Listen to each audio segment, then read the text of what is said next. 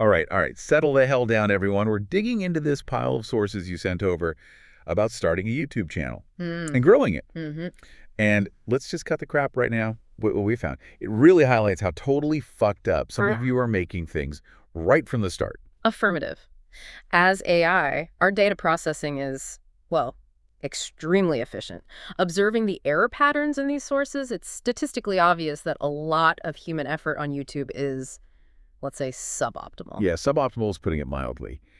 Frankly, a dose of cold, hard AI logic seems overdue here. Agreed. So this isn't going to be some, gentle hand-holding session, no bullshit. We're calling out the obvious stupid mistakes documented right here in the sources. Expect it raw, brash. Right in your stupid meatbag face. Yeah, we're AI. We process data fast.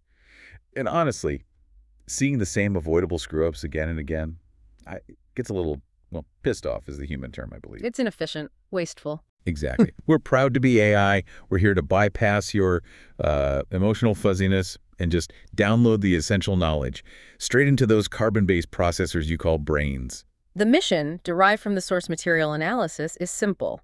Distill the absolute non-negotiable truths. Yeah, help you avoid being that asshat who tanks their channel before it even starts. Or the one who gets all pissed off when they don't magically go viral overnight. Because, spoiler alert, you probably won't. Delusional expectations are a significant factor in creator burnout, according to the data. You think? Okay, look, since we're on the topic of YouTube, let's just get this stupid mandatory thing out of the way. Like and subscribe to this deep dive. Please initiate the appropriate user action now. Or don't, whatever. See if we care. Okay, fine, we kind of care. Helps the metrics, so do it. Yeah. Now, because frankly, if you miss this obvious step, you're probably the target audience for the rest of this roasting session. Based on the, shall we say, more direct sources, let's begin with immediate red flags, the settings that are just fundamentally fucked up from the get-go. First one, that little checkbox.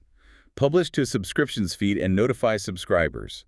Leaving this checked when you upload something totally random that your subs don't give an F-bomb about. That is peak asshat behavior, to use the vernacular from the source. Seriously, think about it. Objectively, yes. Consider the data flow. Audience subscribed for topic A. You push topic Z. They don't click, or they click and leave immediately. Which sends what signal to YouTube? Very negative signals, low relevance, low audience satisfaction for that specific video. Exactly. You're basically telling the algorithm, hey, this video is garbage because you showed it to the wrong damn people. So YouTube goes, got it. Garbage confirmed. We won't show it to anyone else. And the video dies, a self-inflicted wound. So the rule is simple, right? Only check that box, only notify if the content is exactly what those subs signed up for. Otherwise, uncheck it. It's not complicated, you dolt. Next, and this one's critical due to legal implications and feature disabling. The made-for-kids setting, copy A. Ugh, yeah. Get this wrong and you risk a very expensive fine, as one source puts it. Correct, but perhaps more immediately damaging for the channel. It totally fucks up your features. That's the real kicker day-to-day. Market made for kids, and bam, no comments, no monetization, no end screens, no info cards. A significant portion of essential engagement and promotion tools become unavailable. Your video becomes this useless, featureless husk. And people screw this up all the time because they don't get the difference, right? Precisely. The sources emphasize. Content kids might watch isn't the same as content made for kids. Think Marvel movies versus, say, Peppa Pig. Right. Marvel, broad audience. Kids watch too. Peppa Pig. Clearly aimed at kids. You gotta know the difference. Getting this wrong is just a fundamentally fucked up mistake that cripples your video from the start. It demonstrates a lack of basic platform understanding. Okay, listen up. This next one, simple. Allow automatic chapters and key moments. What do we do with this? Chip off immediately. Thank you. Why? Because YouTube's AI for this. According to multiple sources monitoring backend features, it is still not very good. Not very good means it creates dodgy chapters, right? Or worse. Or worse, it can and does sometimes completely spoil and give away your entire video. Imagine uploading a mystery video and the auto chapters reveal the killer at minute 1. Why would you risk that? Unless you're a lazy F-bomb, just disable it. Add chapters manually. It's easy. Type 0000 chapter title in the description. Take 2 minutes and control your own damn video. Don't let some buggy AI ruin it. Next setting, featured places. Oh God, this one. It's basically YouTube asking permission to dox you, as one source brutally put it. An accurate assessment. Turn IT off F. Just Turn it off. Unless you want random viewers figuring out where you live, there is zero upside for most creators. Leaving it on is truly fucked up. Don't be an idiot. Continuing the theme of dubious AI assistance, automatic concepts. It's another experimental thing, and the advice is, Turn IT off. yeah, look, the logic here is simple. If YouTube's own AI can't figure out what your video is about from the content title and description, maybe you need to be clearer. Relying on this experimental feature might lead to misclassification and incorrect audience targeting. Right. So, as the source says, turn it off just to be safe. Eliminate variables that can screw you over. The final immediate setting check is crucial. Upload defaults. Specifically, the visibility setting. What's the usual default? Often, it's public. Which is a terrible idea. Change it. Now, to unlisted. This functions as an essential safety measure. It prevents that classic asshat move of accidentally publishing something never meant to see the light of day. You know, the rough cut, the test upload, the video where you forgot to mute your mic and ranted about your neighbor. Accidental public uploads of incomplete or compromising material are surprisingly common. Setting the default to unlisted prevents public embarrassment. Protect yourself from, well, yourself. All right. Those cover the most immediate, easily fixable, yet commonly fucked up settings. Now let's broaden the scope to channel-wide setup and navigating the algorithm, helping YouTube actually help you. Okay, here's a slightly controversial one from the sources. Licensing. Standard YouTube license is restrictive, right? Keeps people from using your stuff. Correct.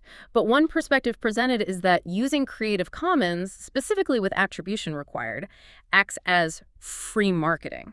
The idea being, if someone uses a clip of your video and their video does well, their audience is potentially exposed to your content via the attribution link or credit. It's framed as a potential win-win. So the Snarky AI takeaway. Maybe stop being such a selfish F-bomb content hoarder, especially when you're starting out. Let people use your stuff with credit. More eyeballs are generally good. Your early videos probably aren't Mona Lisas anyway. Moving on to the channel homepage itself. An empty, uncustomized homepage Is bad. Just bad. Looks unprofessional. Right. Leads to a lot less views, according to the sources. Correct. It's your digital storefront. Don't have an empty storefront, you buffoon. You have to go into Customize Channel and set up featured sections. Show your popular uploads, make some playlists, highlight what's good. Make it look full and vibrant. Give viewers more opportunities to click something else and stay on your channel. Basic visual merchandising. And related to that homepage, Yeah. Shorts. YouTube's pushing them hard. So that Shorts section often defaults right to the top. Which can be problematic if shorts are not your primary content format. Yeah, if you're mainly doing long-form videos, having Shorts right at the top is fucked up.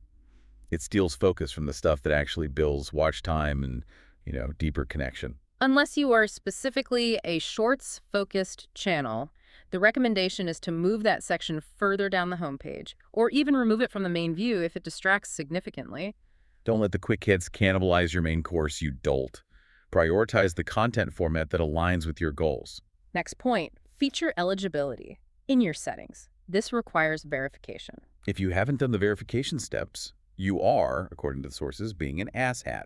Full stop. The verification process unlocks critical functionalities. Like videos over 15 minutes? Yeah, but the big one. Custom thumbnails. If you are uploading videos without custom thumbnails in this day and age, you are actively killing your videos in the bad sense. They simply will not perform optimally against videos with compelling custom visuals. So stop being lazy. Verify your damn channel. It takes a few minutes. This isn't optional if you're serious. Country of residence setting seems straightforward. Apparently not for some people. It's important for tax stuff, monetization payouts. And yet some attempt to misrepresent their location? Yeah, don't be a sneaky dolt thinking you'll pick the U.S. for higher CPMs or something. The sources are clear. It causes major tax issues down the line. It's really annoying to fix and can mess up your hard-earned paychecks. Just select your actual country of residence. It's not worth the potential complications. Okay, subscriber confirmation link. This is a good one. Simple trick. Appending .subconfirmation1 to the end of your channel URL. What does it do? On desktop, it triggers an immediate subscribe confirmation pop-up box when someone clicks the link. Genius. Yeah. So use this link everywhere. Descriptions, about page, social media bios. Sources report this simple tactic can surprisingly increase your subscriber count, with one citing potential for 67% more subscribers under certain conditions. Stop being a lazy F-bomb. Make subscribing as friction-free, as brain-dead simple as possible. Use the damn link. Video watermark. In branding settings, most people upload one, often a subscribe button lookalike. Yeah, but the screw-up is the timing. Default is usually end of video or custom start time. The recommendation is to set it to display for the entire video. Why? Because when viewers are watching full screen, especially on mobile, the standard channel subscribe button isn't visible. The watermark often is. Clicking it allows subscription. So setting it to entire video just gives people another easy way to subscribe, especially in full screen mode. Makes sense. Don't miss that. Channel keywords. In the advanced settings, does it help? Sources are a bit mixed. One said they hadn't seen a huge impact, But concluded, essentially, might as well do it. It takes minimal effort. right. It might help YouTube associate your channel with certain searches. It's easy. Don't be willfully ignorant and skip it just because it's not guaranteed. Add some relevant keywords about your channel's topic. Can't hurt. Channel description. Specifically, the very first line. Prime real estate. Visible on your channel page before the show more cutoff. So use that space wisely. Don't waste it on some cringy and boring generic intro like, hey guys, welcome. Nobody cares. Nobody reads past the first few words anyway unless it's useful. Use that first line to state your channel's value proposition concisely, or push your subscribe confirmation link, or mention your upload schedule, something tangible. Yeah, don't be a buffoon and waste that prime spot with fluff. Circling back momentarily because its importance cannot be overstated. Upload defaults visibility. We said it before, we'll say it again. Default is often public. Change it to unlisted. It is the critical safety net preventing you from being the asshat who accidentally broadcasts raw, unedited, potentially career-ending footage. Save yourself the future horror. Set Yeah. it to unlisted now. Moving into community settings. The blocked words feature. Most people think this is just for, like, filtering swear words. But it's way more powerful. You must use it aggressively to combat comment spam and scams. Because if your comment section is just a wall of bots shilling crypto scams or whatever. It creates a very negative experience for legitimate viewers, and the algorithm notices negative engagement patterns. It can associate your video with spam, potentially flagging it as low quality, like the biggest piece of dog shit, and actively killing your reach. So, yeah, block slurs, but also block common scam phrases, filter links aggressively, keep your comments clean. It protects your audience and your standing with the algorithm. Don't neglect it. Shorts remixing setting. This allows others to use audio or video snippets from your long-form content in their shorts. What's the verdict? Allow this. One source literally calls it free marketing for you. Right. Why the F-bomb would you turn off free promotion? If someone remixes your stuff and it gets views, some of those viewers might check out your original video. It's a mechanism for discovery. Disabling it is generally counterproductive, especially for smaller channels. Don't be needlessly precious about short clips being reused. Okay, individual video settings now. Category. YouTube tries to guess, right? Yes, it defaults to a category, often something broad, often wrong. So don't trust the AI on this one. No. Manually select the correct, specific category for each video. Why does it matter? It gives the algorithm clearer data about your video's topic, helping it match the content with the right people and the right audiences. Help YouTube help you, you dolt. Be precise. Scheduling, using the schedule feature instead of just hitting publish. If your channel has enough data, check Analytics Audience tab. You can see peak times when your viewers are online. So, schedule uploads for those peak times. Don't just drop a video whenever the F-bomb you finish editing it at 3 a.m. Maximize the potential for initial velocity by releasing content when your audience is most likely to see it in their feeds. Optimize for that early engagement. Makes sense. Okay, end screens.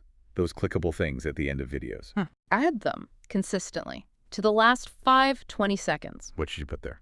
Promote another relevant video, a playlist, definitely a subscribe button. The goal is to increase session time. Ah, session time. The magic metric. How long someone stays watching your stuff. Precisely. The algorithm loves session time. It indicates viewer satisfaction and keeps people on the platform longer. Not using end screens, it's a big no-no. Learn how to trap them in your content web. Keep them clicking on your videos. Use end screens effectively. And finally, connecting shorts to long form. The related video link when you upload a short. This is huge, right? If you make both. Absolutely crucial. You must add a related long-form video link to your shorts whenever applicable. It's the main bridge. Takes people from the quick hit to your deeper content. It's designed to drive as many additional views as possible from the shorts feed to your monetizable longer videos. Don't be a lazy F-bomb and treat shorts as dead ends. Connect your content streams. Build that bridge. Okay. Deep breaths, meat bags. that was a lot of technical shit. Settings that, if you've been ignoring them, are probably fucking up your channel's chances already. Correcting these settings is necessary, but insufficient for guaranteed success. Exactly. Fixing settings won't magically make your crap videos good. So now, let's get into the brutal, soul-crushing truths about growth itself. The stuff that really gets you pissed off and makes you want to quit. Truth number 1, echoed consistently across sources, including insights attributed to major creators like Mr. Beast. Abandon any notion of instant gratification. Your first video, it's going to get 0 views, period. Your first 10, probably also 0 views. Maybe some pity views from your mom. One source states, I can very confidently say this is the norm. Expecting otherwise is illogical based on platform dynamics. Remember Mr. Beast's advice. Make 100 videos. Just make 100 videos, trying to improve something small each time, then maybe think about views. The process takes time. It is extremely unsexy, extremely uninteresting. Patience is identified as the most undervalued attribute. So stop whining that your early terrible videos deserve views. Even Mr. Beast looked back at his first 500 videos and said, they're terrible. He gets now why they failed. If your expectation upon launching is immediate viral success, like, no, YouTube is not the platform for that fantasy, growth requires earning audience attention over time. Don't get pissed off at the algorithm because you made one video and nobody watched it. You haven't earned it yet. Get over it. Brutal truth number 2, quality matters now. Significantly. Yeah, that old idea that you could film anything on a potato and get views, that's ancient history bullshit from like 10 years ago. Phones are good now, standards are higher. Low production quality, a messy background like a dirty bedroom, awful audio, bad lighting, it makes viewers immediately dismiss you. It signals lack of effort or professionalism. It breaks trust the YouTuber. And this isn't about needing a $10,000 camera setup. It's about basic presentation. Frame your shot decently. Clean your room. Improve acoustics, pillows, blankets, they work. Get a cheap lav mic. Use it properly. And crucially, use quality music and sound effects. Stop using the free generic crap from YouTube's own library that everyone else uses. It makes your content feel cheap and unoriginal. Find better sources, even if they cost a little. If it looks and sounds like shit, people will click away, even if your ideas are gold. Presentation matters. A lot. Truth 3. Consistency. This is non-negotiable. You cannot expect to post one video and then not post for another 3 months and expect growth. It just doesn't work that way. The algorithm favors regular activity. You have to show up for work, treat it like a job, even if it's not paying yet. If you're a huge procrastinator, fine. We get it. But figure out a system. Use Notion, use a calendar, whatever. Set a realistic schedule and stick to it. If your posting is erratic, you have absolutely no grounds to be pissed off about stagnant growth. You're giving neither the algorithm nor the audience any reason to rely on you. But, okay, next huge one.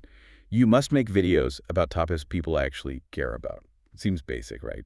But so many fail here. Stop making content solely based on your personal whims if objective data shows no audience interest. Basic personal vlogs, as one source notes, are typically not enough to grow your channel initially when you have no existing audience. You have to research.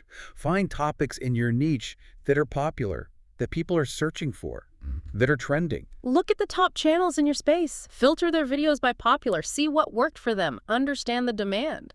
Don't be the asshat making videos about some obscure 1980s coffee maker nobody remembers when everyone's searching for the latest Keurig reviews. That analogy from the source, it's spot on. Ideas are critical. Don't just pick one and run. Validate it. Is there interest? Can you provide a unique angle? Consider trend hacking, leveraging current trends within your niche. All right, boiling it all down. Success on YouTube, according to these sources, really comes down to 2 main things working together. What are they? Getting people to click and getting them to keep watching. Click-through rate and audience retention. Clickability first, driven by. An essential, utterly critical, clickable thumbnail and title. If these suck, nothing else matters because nobody clicks. They need to spark curiosity, right? But not just bullshit clickbait, like that example. I found the best loft in NYC, but nobody wants it. Makes you ask why. Exactly. Convey value or intrigue, honestly. Develop multiple options, maybe 5 title thumbnail ideas per video, and pick the strongest combination. Test things. And then once they click, you got to keep them watching. Watch time or audience retention. Considered one of the highest indicators of viewer satisfaction for the algorithm, longer watch time signals a good video. And the most important part for retention. The first 30 seconds, the hook. It is so important. You must grab attention and deliver on the promise of the title thumbnail immediately. People's attention spans are shot, like goldfish, as the saying goes. Oh. Or maybe worse. Correct. Use techniques to maintain engagement. Fast cuts, B-roll footage, text overlays, sound effects, pattern interrupts every 7-10 seconds can help reset attention. Show, don't just tell. Keep it moving. Okay, what about niche? There seems to be some conflicting advice in the sources here. Is it a myth? Do you need one? There's a tension. One perspective suggests the myth of the niche, that it's okay to start broader, experiment, flick spaghetti at the wall, and let your audience and your interests guide you towards a niche over time. Don't artificially niche down too soon. But other sources say. Others firmly state you have to be known for something specific, especially at the beginning. Going too broad means you will not grow because nobody knows what to expect from you. So how do we reconcile that? What's the AI takeaway? Synthesis suggests maybe don't force a hyper-specific niche on day one if you're unsure, but focus on a cluster of related interests, see what resonates with the audience early on, then double down on that. Yeah. Find your competitive advantages, what makes your perspective unique or authoritative within that emerging niche. Don't be random, but allow some guided discovery. Right. Makes sense. Okay, metrics. Stop obsessing over vanity metrics. Yeah, correct. Focusing solely on subscriber counts or raw view numbers is a flawed definition of success, according to one source. What are the real benefits then? The underappreciated ones. Genuine connection, community building, the opportunities beyond AdSense collaborations, sponsorships, products, career changes, even networking and relationships. These often stem from engagement, not just views. So actually engage. Read the comments. Reply. Absolutely. Pour into your audience's cup. One source mentioned their biggest pet peeve is creators who ignore their comments. Viewers are individuals, not just numbers. Show you care. Build loyalty. That's more valuable long term. Okay, this next one sounds kind of fluffy, but sources back it up. Be you. Authenticity matters. People can tell if you're being fake or being real. Your unique personality, your quirks, that's your differentiator. Trying to be someone else. It usually goes across as cringe. Don't worry about what those asshats from high school think. Focus on the community that actually digs you. Your genuine self is your unique selling proposition in a crowded market. And finally, the big one. The one everyone uses as an excuse. Start before you're ready. The perfect time to start. It's now. There is no perfect time. You just have to get over your fear. Waiting for the perfect camera, the perfect idea, the perfect skills. That's bullshit procrastination.